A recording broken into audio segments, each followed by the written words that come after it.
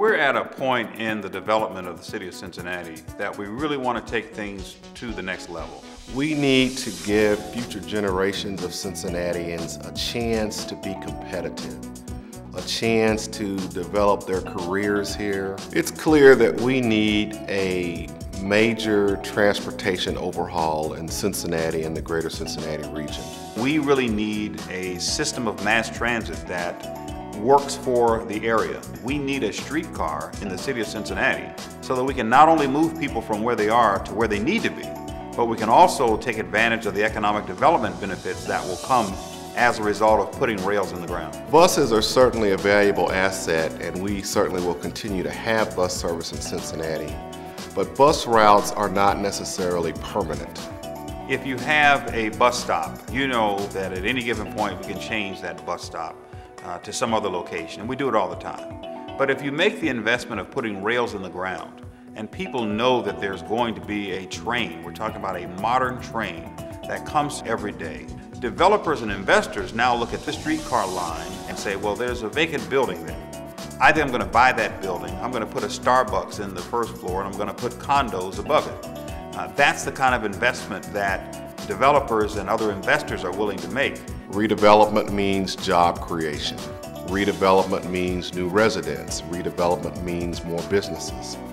All of that adds to the tax base of the city. Phase 1 of the streetcar line will encompass downtown starting at the waterfront.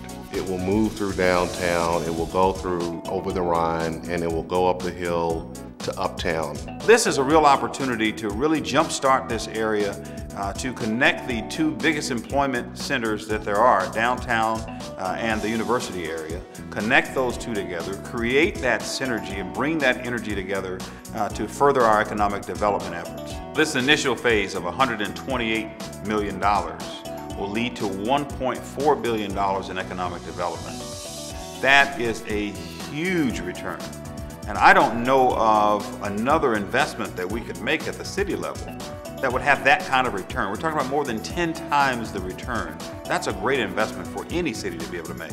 It's clear from our ongoing communication with members of Congress, with members of the White House staff, that the federal decision makers are poised for a resurgence of rail in the United States. Paying for this project will be a combination of a local investment.